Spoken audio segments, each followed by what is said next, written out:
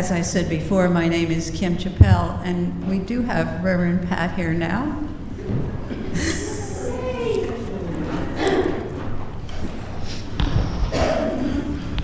It's my pleasure to welcome you to the Unitarian Universalist Church of Lancaster.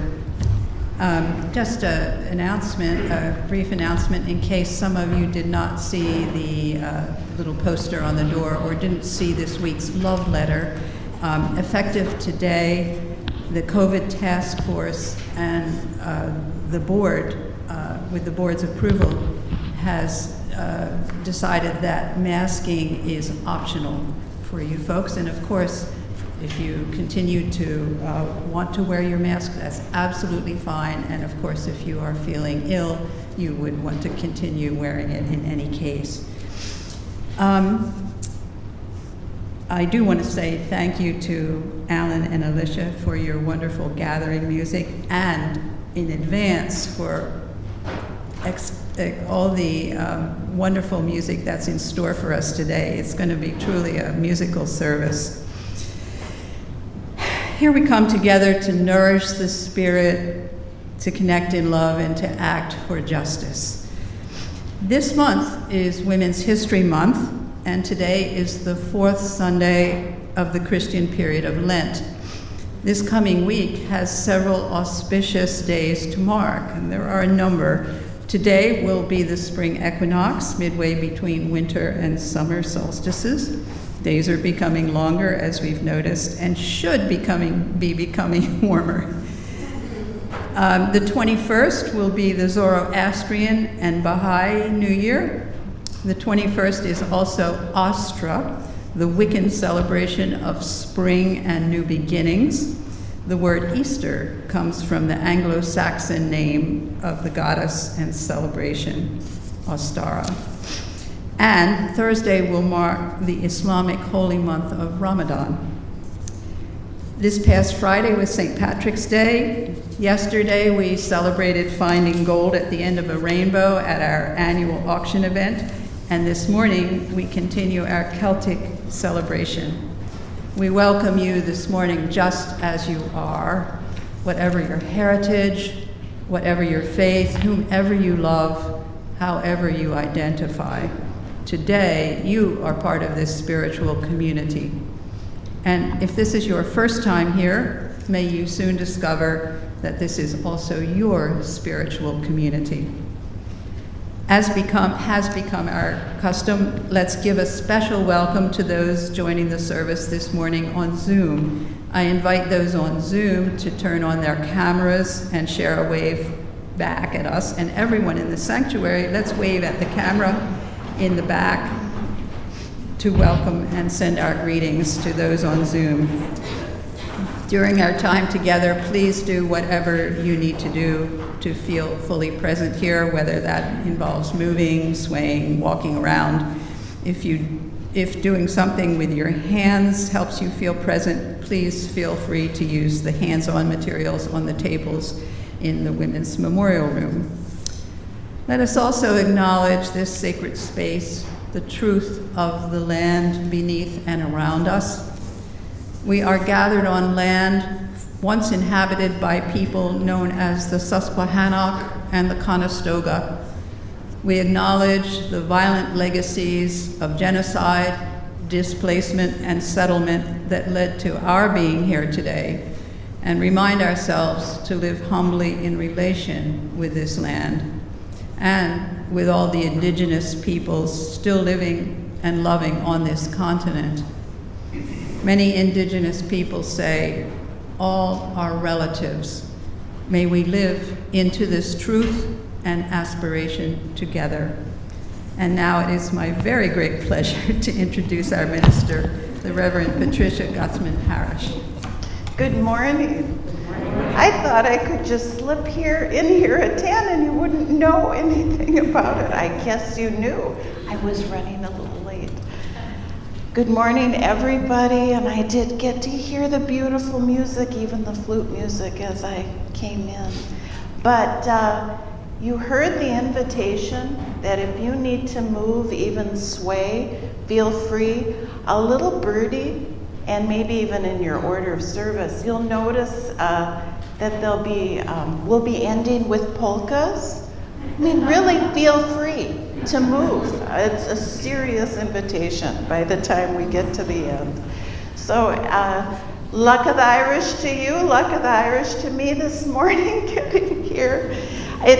You heard the list that Kim gave of all the auspicious days around and among us when it's the spring equinox. Just imagine so many thousands of years ago, as the days were starting to get warmer and longer, and the light returned.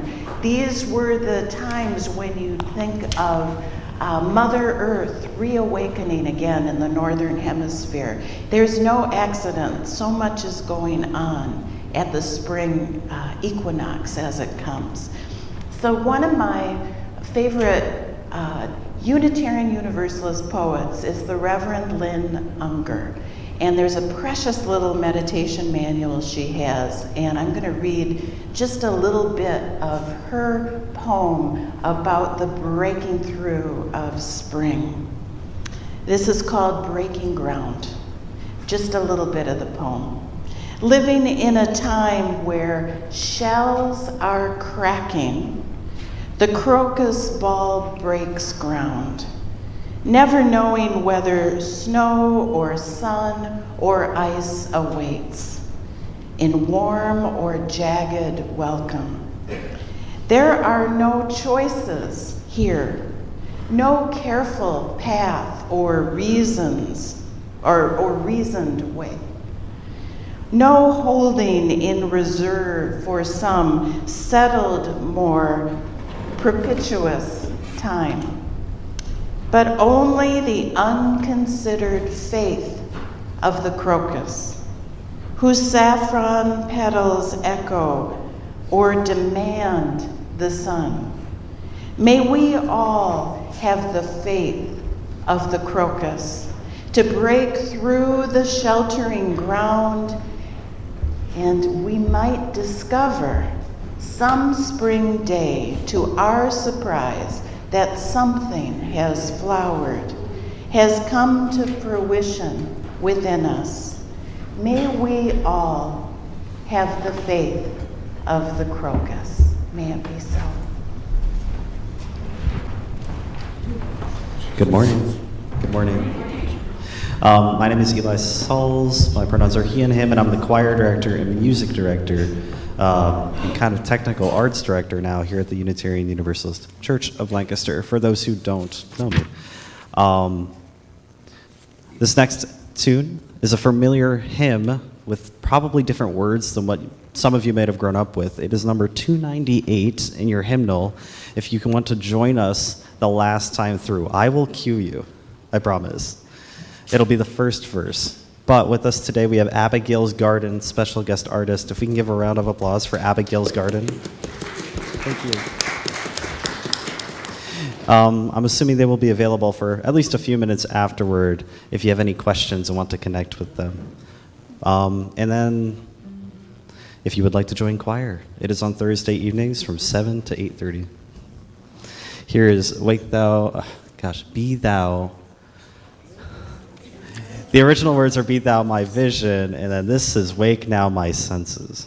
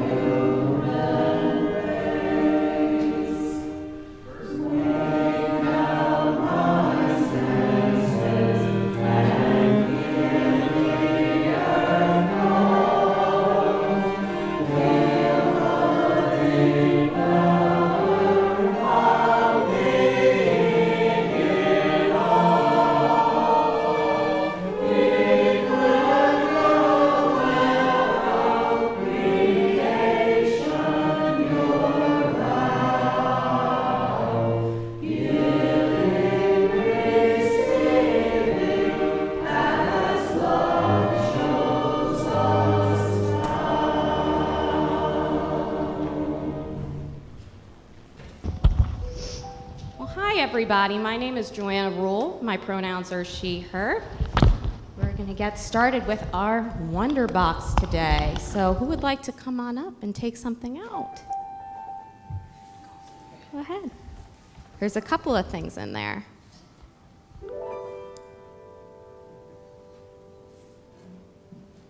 You take them right out.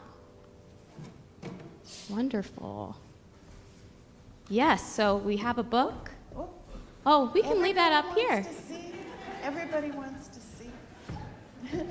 I get it, though. You were excited. I get excited about books, too. You just wanted to go and read it. So we're looking at that wonderful. We have another thing in there.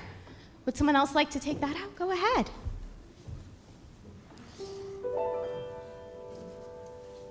Awesome. Thank you. Yes, so we're going to get started today by looking at a picture. So what do we notice about this picture here, which is also on the screen for us? What activity are they doing? Go ahead, you can just say it. They're having a picnic. Yes, they're having a picnic, something we all like to enjoy, right? Is there anything else that you notice? Go ahead. Yes, we have a whole family together, right? What about anything that they're wearing? Yes, go ahead. One is wearing a scarf. Yes, so that is something called a hijab. We're going to be talking about that today. People that are Muslim, they wear those. It's like a faith head covering. And from all religions, a lot of people wear things like that. So we have a story to read today all about that.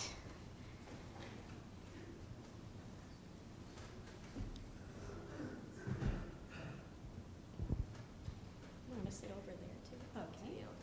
That's fine. All right. So the book that we're going to be doing is My Babysitter Wears Hijab. It's based on a real person who's right here. It's written by Sabira Lucas, and the pictures are by Ujala Shahid. Let's see what happens in this cool story.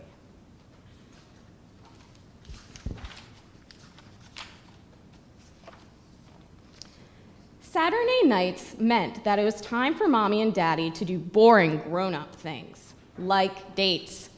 All was fine until Mommy told me that my bestest babysitter, Lauren, was sick. Icky, sticky, kind of sicky. For the first time ever since diapers, a new sitter would come. No, Lauren? A new sitter? What is the world coming to? I yelled as I flopped to the ground. I'm sorry you're upset, sweetie. Lauren sent a friend to come join your royal tea party. What if the new babysitter's games were boring? What if she only let me watch 9 minutes of TV instead of 10? Like Lauren does. I started to worry. Then I heard the doorbell. Mommy and Daddy both welcomed the new babysitter in. I noticed she hadn't shaken Daddy's hand, only Mommy's. Did that mean that she hated Daddy? I needed to call Lauren. Hi, Vicky, I'm Sabira. If it's okay, Lauren asked me to take her spot in the royal tea party. It was fine for Miss Sabira to join. There was only one problem. She didn't wear her princess dress. What is she wearing? Just like from the picture. Remember that word? I'll say hijab. Hijab, that's why she's wearing that. Yeah, it's like a scarf, exactly. Her dress was long and black instead of bright and flowery. There was also something covering her hair. Hi, Miss Sabira. What's that on your head? What are you wearing? I smiled up at her and she smiled back. It's hijab. After Mommy and Daddy left, we started to play The Floor is Lava. Miss Sabira kept her hijab on even as she hopped to avoid the molten rock on the living room floor. Why do you still have your hijab on? Does it make you lava-proof? I asked excitedly. That question really tickled Miss Sabira, but she said, it doesn't. So can you tell me why you want to keep it on? I started to ask while I rebuilt our fort. Of course, Vicky, I am a Muslim. That means I practice a religion called Islam. Muslims believe in one God named Allah. We follow his guidance for life. Islam teaches us to be very modest and that means that we show less of ourselves with hijab and practice good habits. Our hijab represents our beliefs and our love for Allah, Miss Sabira explained with a huge smile on her face. Oh, it's kind of like when my grandpa wears his yarmulke. He's Jewish, just like we were talking about different faiths wear faith coverings. But can you take it off? Can I see your hair? I wonder if Miss Sabira's hair was brown like mine. I would wonder the same, Miss Sabira started, although you should know that most women in hijab would not want anyone to ask them to remove it. We choose to wear it outside of our homes and in front of others. What about your stuffed animals? I asked. She laughed and nodded. Yes, sometimes they see my hair and my favorite sparkly jammies. Can you wear a pink hijab with rainbows, unicorns, bright sparkly stars, blue and green glitter? Then we can add stickers. Can you? Huh? Whoa, Sabira laughed really loud. It's better for hijab to be more basic and plain. We wanted to cover us without showing off how fancy we can be. I guess that meant she didn't want me to add glitter, but as she spoke, I noticed we were in danger. Ah, the lava is coming for us. Oh no, Vicky, quick, send down the rope so I can climb up. We were both lava pros. I'm sure having a good time. Bedtime was getting close. We had to play more games before bedtime o'clock. First, we played hide and seek. I hid in the best spots. Then we played Guess Who? Miss Sabira was 100 years old, like the game, so she guessed more people than I did. We even played Dino Dress Up and had a roaring contest. We were a Sabirasaurus and Vicky Ceratops. Even though Lauren couldn't make it, we still pretended to be two princesses at a royal tea party. I placed a fancy crown over Miss Sabira's hijab. Her dress didn't need flowers and glitter. She was a modest princess. Right before bedtime, my new babysitter braided my hair. She promised to teach me how to braid one day.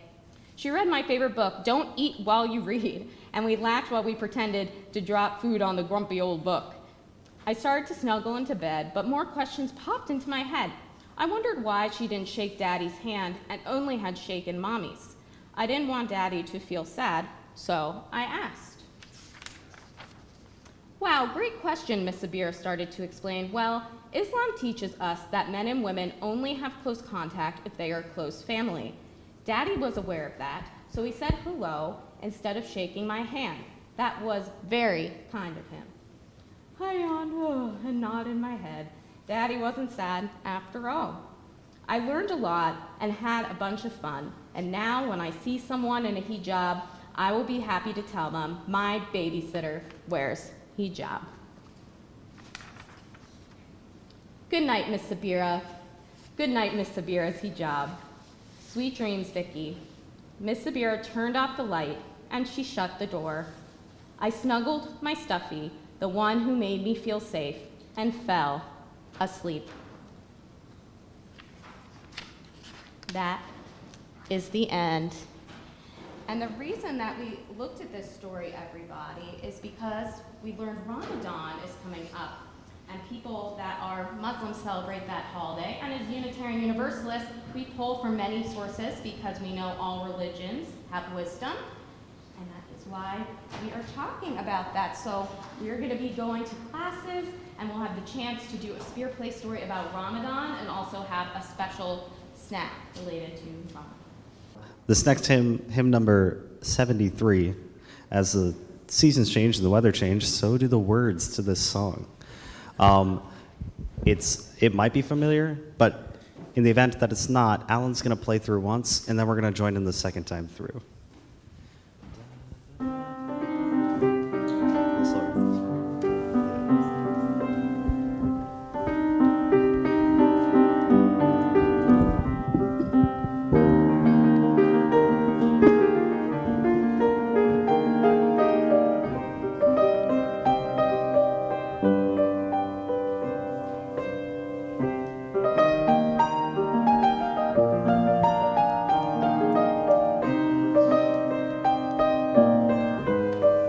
join me on verse 3. Here we go.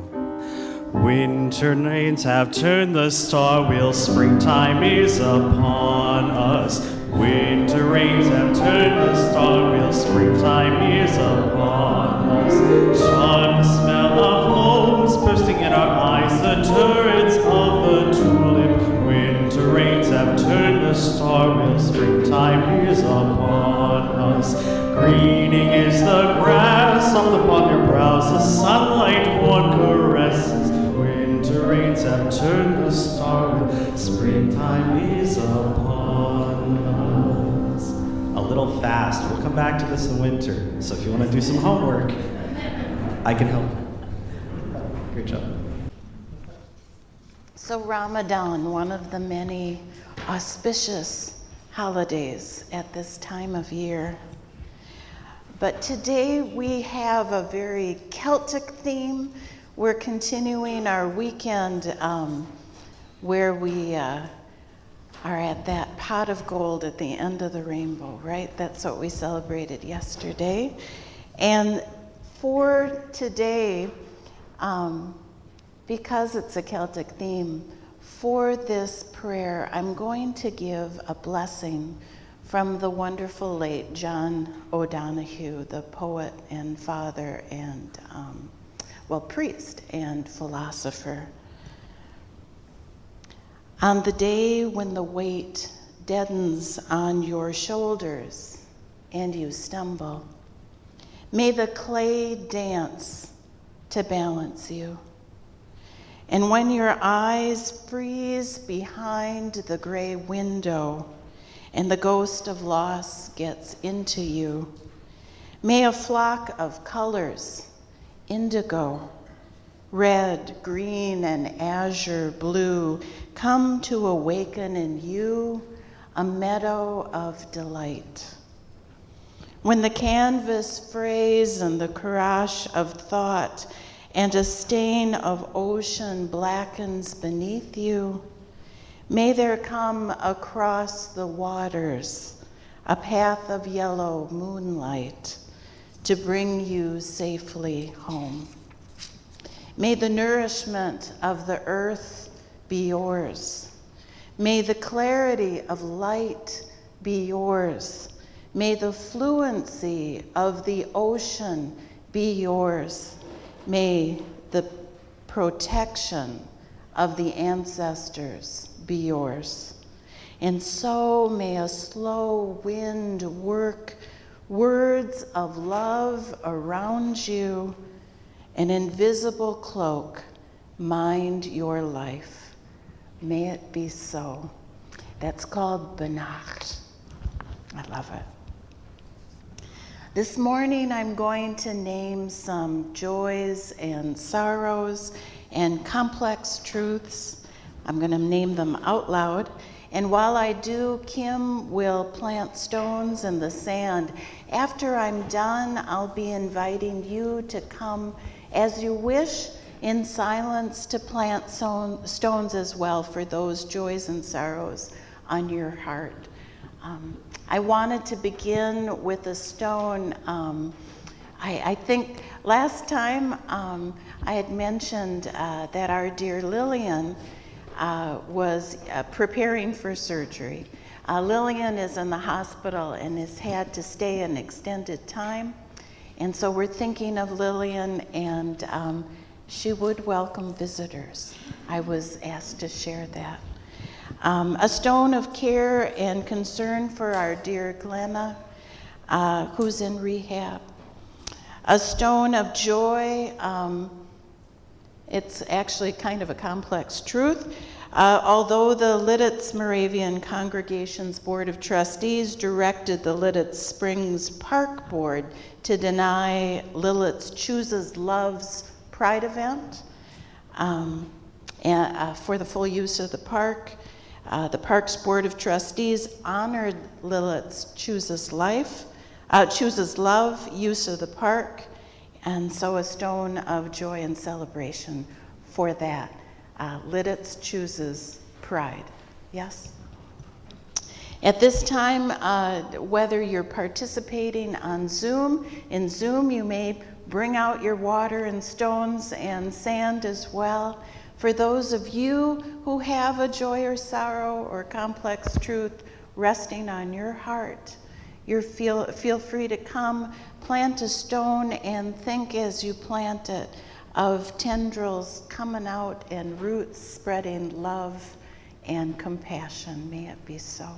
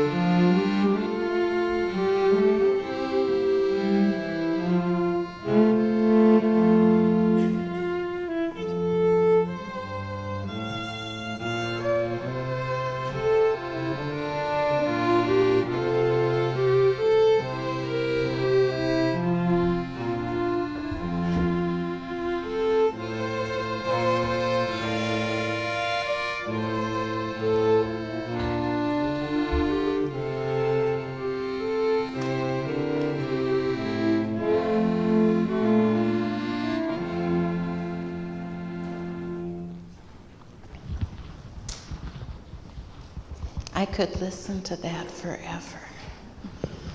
Let us take a moment and hold those joys and sorrows, spoken and unspoken, in our hearts. May we think of those tendrils going out to this circle, this community, and the world beyond. For just a moment, let us be still together, that rare moment when we get to be in a room of people we love, even if we don't even know them. Yes, people we love and hold dear, all creatures, all people, everywhere. Let us hold them in our hearts and together be still.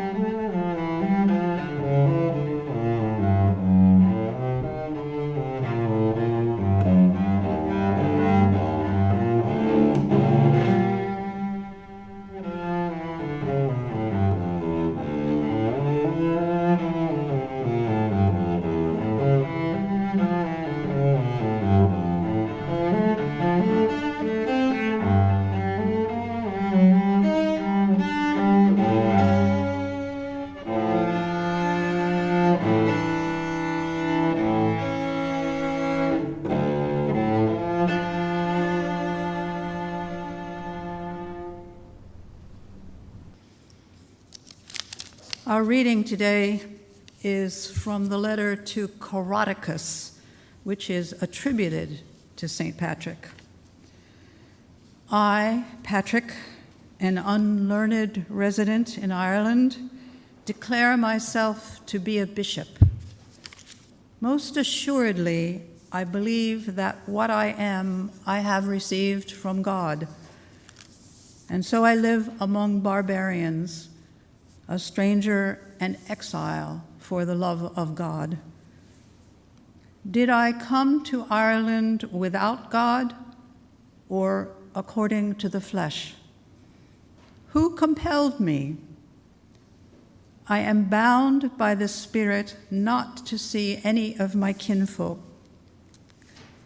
Is it of my own doing that I have holy mercy on the people who once took me captive and made away with the servants and maids of my father's house? I was freeborn according to the flesh. I am the son of a decurion, but I sold my noble rank. I am neither ashamed nor sorry for the good of others. And if my own people do not know me, a prophet has no honor in his own country. It is not my grace, but God who has given this solicitude into my heart.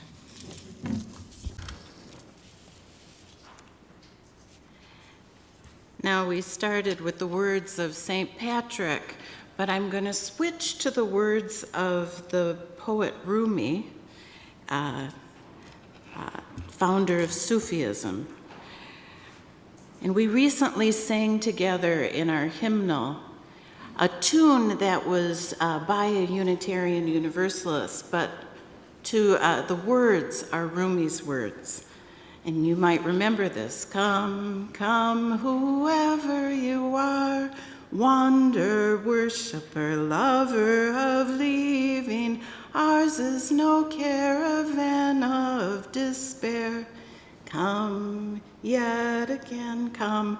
And my favorite line that comes from the poem, Eli knows this, is the low one. Though we've broken our vows 1,000 times, though we've broken our vows 1,000 times. And isn't that what we say as Unitarian Universalists? Come, come, whoever you are, whether you're a wanderer, have tried different paths to enlightenment, have broken your vows, you had a crisis in faith, whoever you love, however, whatever your heritage, come, yet again come. Your beliefs, your race, whatever, no matter whom you love, come. And we may think this is a newfangled thing, aren't we groovy, right? That we say those things, this new thing to be so open to everybody. But believe it or not, this is something that came and has gone way, way back, even before ancient Christianity, but it was within ancient Christianity. In the first century of the last millennium, probably about 50 years after the beginning of our common era, the self-proclaimed Apostle Paul, can you believe I'm talking about this? Yeah. The self-proclaimed Apostle Paul wrote to the church in Galatia, "There is no longer Jew nor Greek. There is no longer slave or free. There is no longer male or female. For all were considered one, or could be one, in this new faith that came from Jesus." Christianity was not originally envisioned as a faith to be divided by nation, by people, by ruler, by privilege, by class or education. That's not how it was envisioned. Some Christians found different words of Paul's and in the scriptures to indicate a new kind of chosenness, a new kind of exclusivity, but not our universalist forebears. For them, they believed in an all-loving, all-inclusive God and faith. That was their legacy to us. And unlike Paul, who was a tireless missionary, we say to use, come, come to us. We may not always go out and proselytize. That's not our style. We usually say, come on in, and we'll welcome you, right? We tend to be very comfortable sitting in our own pews. Yet, in these times, when religious and political and racial differences are literally tearing our world apart, I think we better get our message out there and go out beyond these walls and talk about religious tolerance and acceptance and love and compassion as radically and loudly as we can. And I'm not suggesting that we go out and just say, this is my message, I'm right, you're wrong, because that's not what we teach either. That's not what I'm talking about. I'm talking about spreading love. And that give and take and that acceptance. I will listen to you, would you listen to me? And sharing and learning from each other. And if you can believe it or not, that's how St. Patrick did it. And that will bring me to St. Patrick. But first, I want to share some words that are kind of working in my mind as I talk about this. And this comes from the Reverend Mark Morrison Reed. And you can find these words in the back of our gray hymnal. And Mark says, the central task of the religious community is to unveil the bonds that bind each to all. There is a connectedness, a relationship discovered amid the particulars of our own lives and the lives of others. Once felt, it inspires us to act for justice.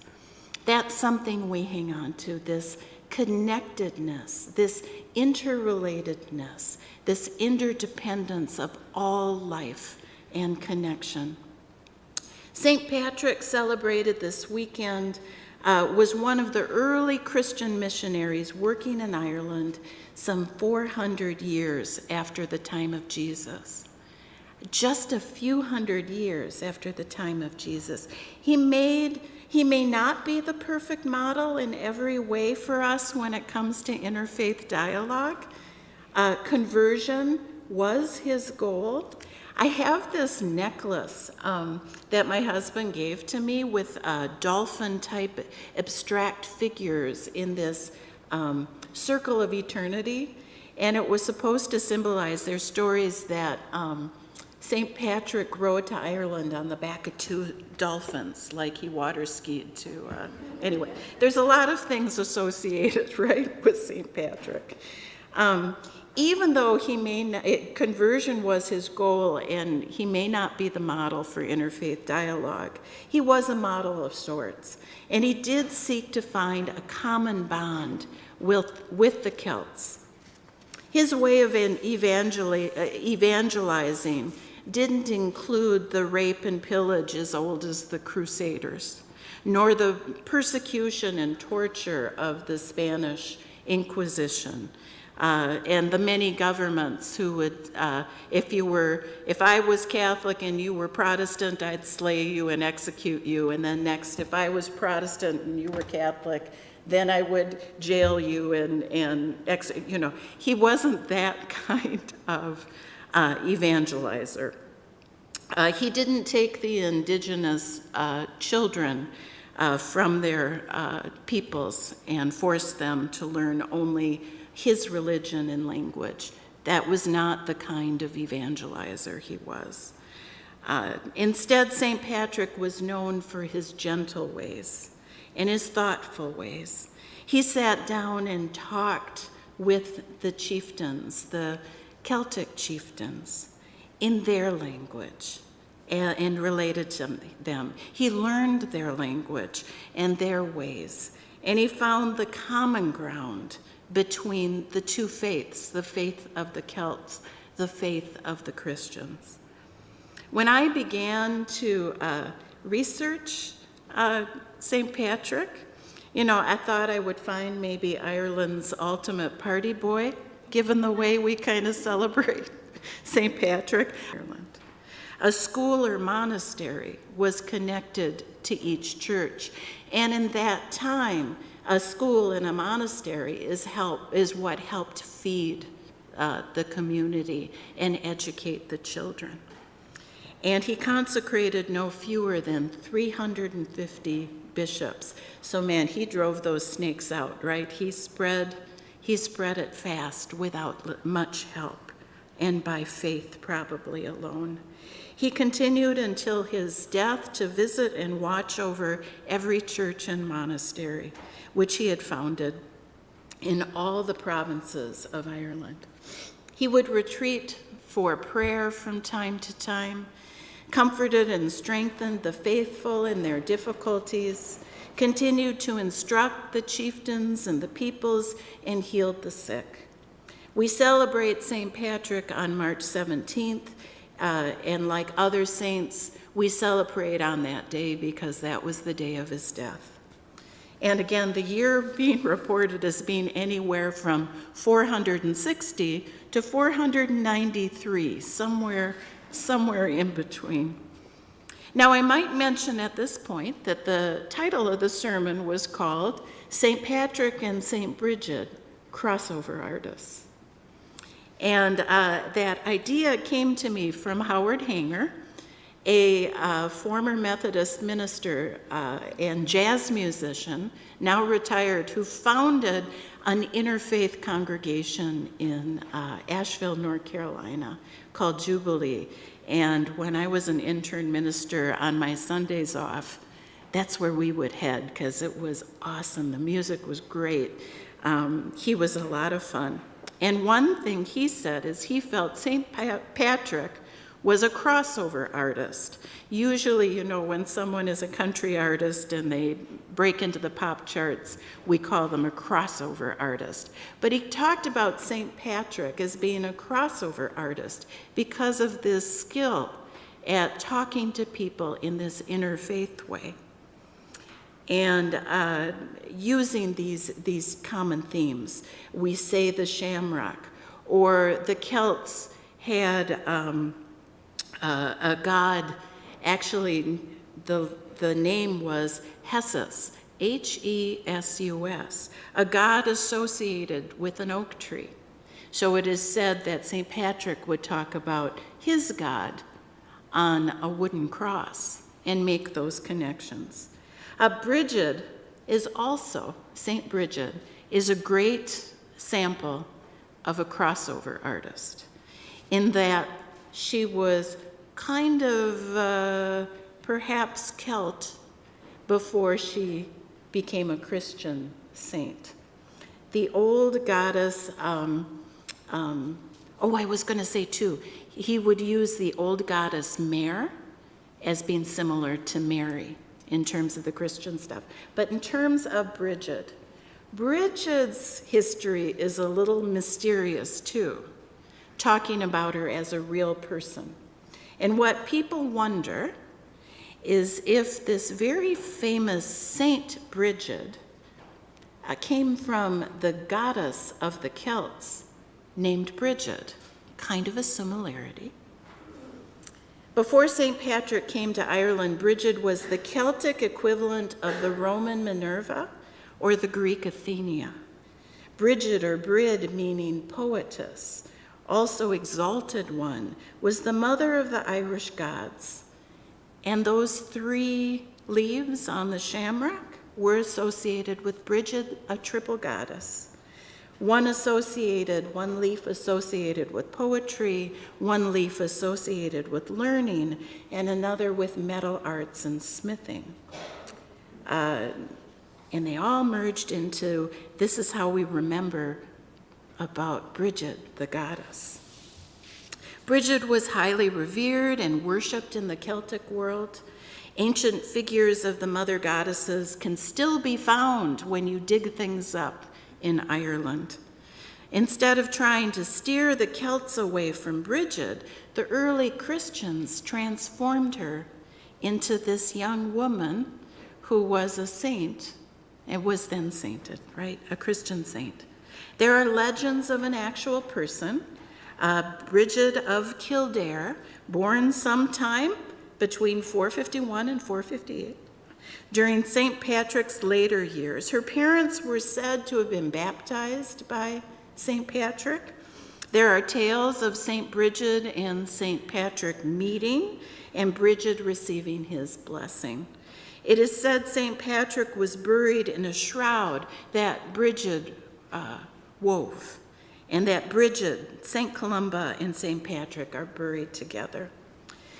And the information about St. Brigid is based almost entirely on chronicles written 150 years after her death. Just interesting, just saying. So it was said that St. Brigid was the daughter of a Druid Irish chieftain, and that the Druids prophesied that this child would serve the true God of the Christians.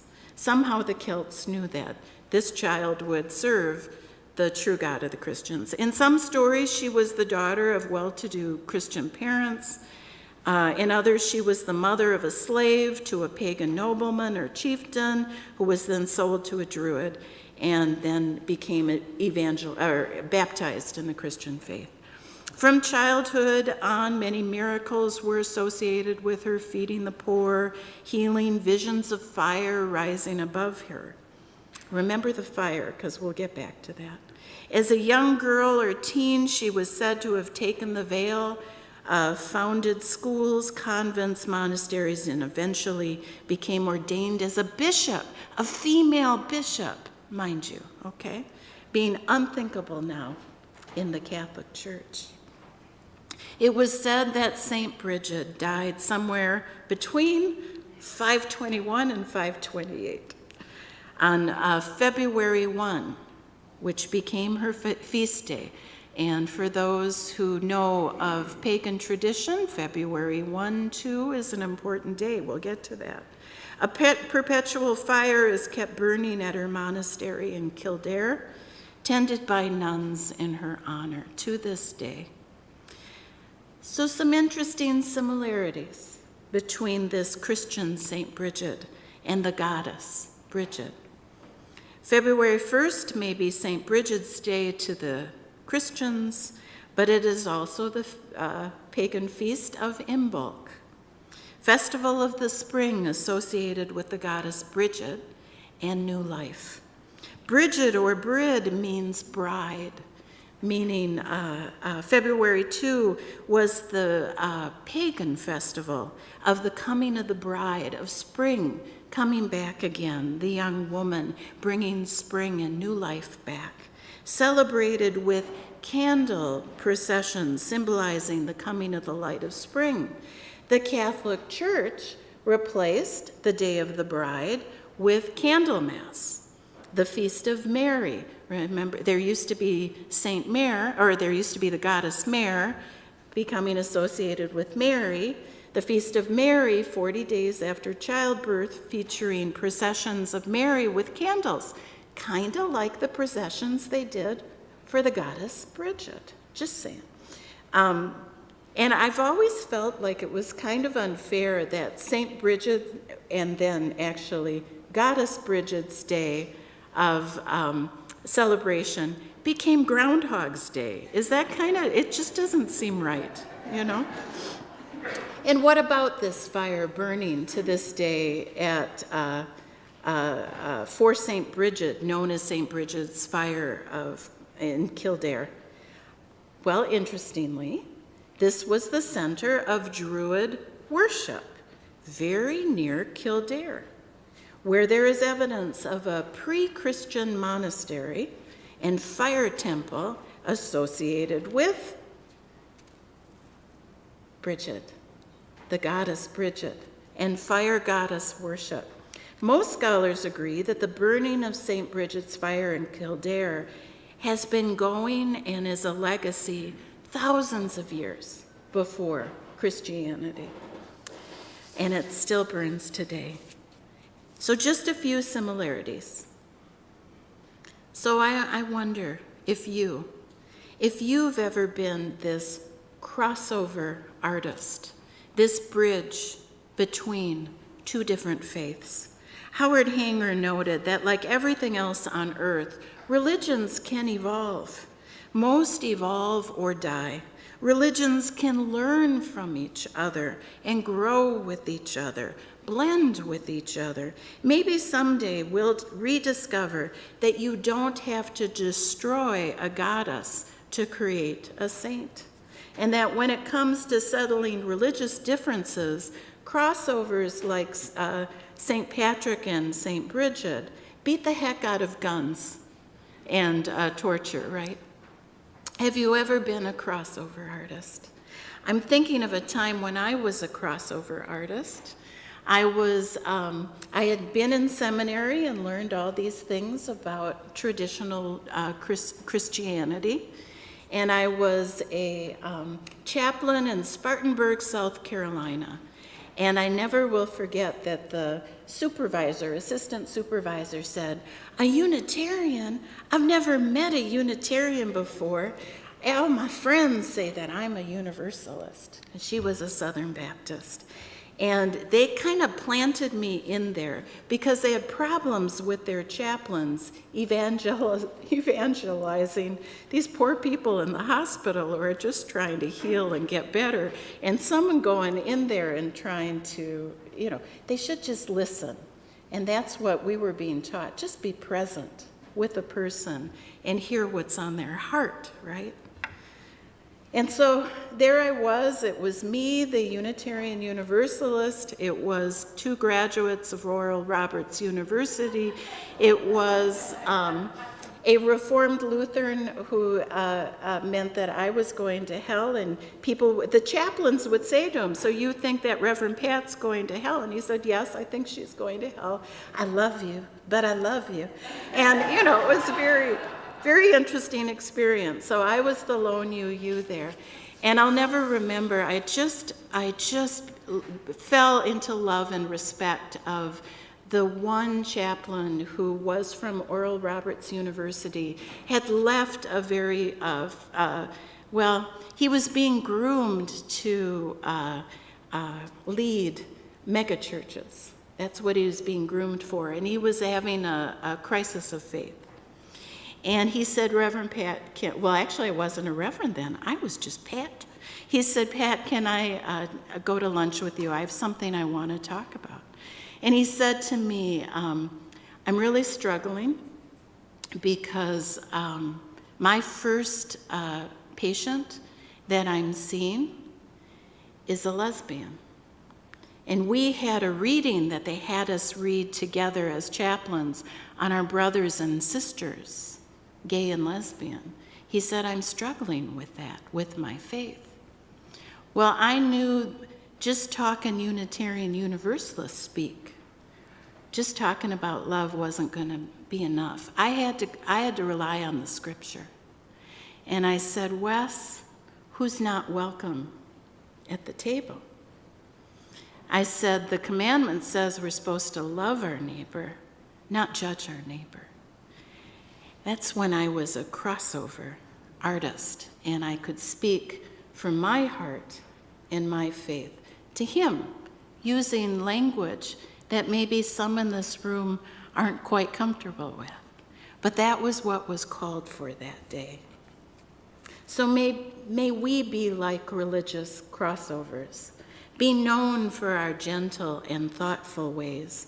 May we respectfully learn the religious language and practices of other religions in order to continue to grow in our own faith, in order to cross bridges, to have meaningful dialogue and discover common ground. May our seeking be ongoing.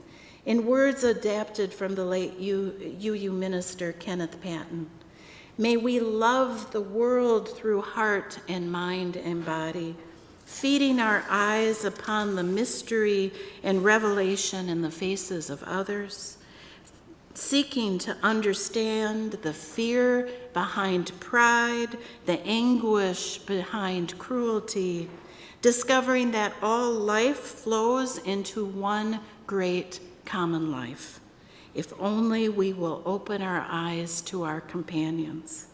May we build bridges and make connections, even with those who we feel are very different from us.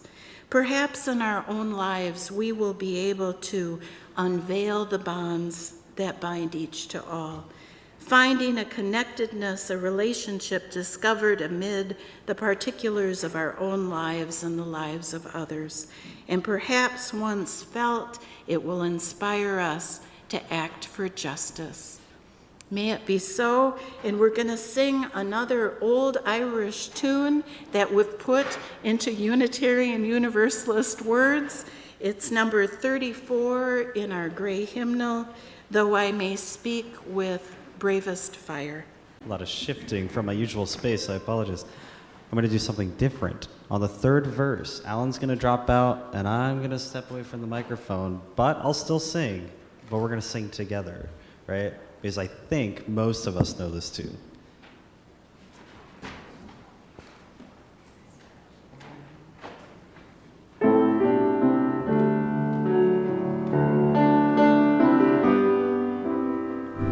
Though I may speak with bravest fire and have the gift to all inspire, and have not